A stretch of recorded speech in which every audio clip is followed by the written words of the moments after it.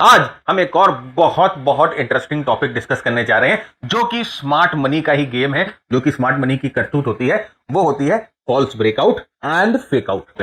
तो price pattern से generally price breakout होती है और फिर हम उसको ट्रेड करते हैं। लेकिन आप समझो कि प्राइस ही इस तरह से ऊपर जा रही है और ये एक फ्लैग टाइप का प्राइस जो है पैटर्न यहां बना रही है। आपको प्राइस में एक फ्लैग बनता हुआ दिखाई दे रहा है और इस तरह से ये जो प्राइस फ्लैग से ब्रेकआउट होता है। तो जनरली हमारा क्या होता है कि हम इस ब्रेकआउट पे जो है वो ट्रेड लेंगे।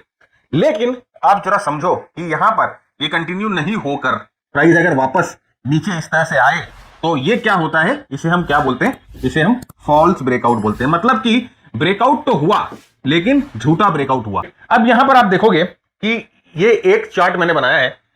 यहां पर देखो ये सपोर्ट है ना, ये सपोर्ट है।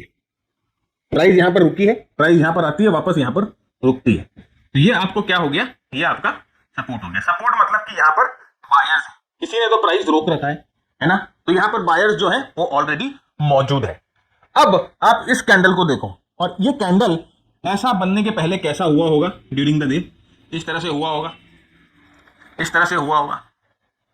तो आप बोलोगे सर ये तो ब्रेकआउट नहीं है। अरे महाराज ये तो ब्रेकआउट ही है। यहां पर ये देखो प्राइस जो है सपोर्ट पे कंसोलिडेट कर रही थी, फिर ड्यूरिंग द डे इस तरह का कैंडल बना तो ये कंसोलिडेशन से प्राइस जो है वो ब्रेकआउट हो गई। आपको ये डेफिनेशन नहीं पता है ब्रेकआउट का? क्या ये ब्रेकआउट ही है? तो यहां से प्राइस ब्रेकआउट हो गई। अब ब्रेकआउट हो गई तो यहां पर तो ऑलरेडी बायर्स थे, इसीलिए यहां पर डिमांड था, बायर्स थे, इसीलिए जो प्राइस है यहां रुक रही थी। ये ब्रेकआउट होने के बाद क्या होंगे, और बायर्स आ जाएंगे। भाई बहुत जो देख रहे होंगे कि सपोर्ट पे, अब तो सपोर्ट से प्राइस मूव हो चुकी है और ये कंसोलिडेशन एरिया से प्राइस ब्रेक होकर ऊपर जा रही है, तो और बायर्स आ जाएंगे। फिर क्या होता है, जो स्मार्ट मनी बैठा हुआ है या जो बड़ा पैसा वाला बैठा हुआ है वो बोलता है कि नहीं यार अपने को है ना इसमें प्रॉफिट बुक करना है।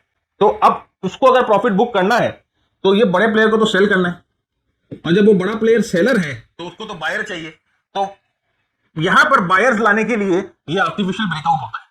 अब ड्यूरिंग द डे क्या होता है, प्राइस जो है जो एडवांस हुआ था वो प्राइस यहां पर देखो वापस जो है अपनी एडवांस को खो देती है और वो सपोर्ट के नीचे, भाई ये देखिए ये पूरा बॉक्स था, अब ये सपोर्ट के नीचे चली जाती है। जैसे ये सपोर्ट के नीचे जाती है ये भाई बायर जो था, जो यहां पर बाई करके रखा था, वो तो सेलर में कन्वर्ट हो जाएगा।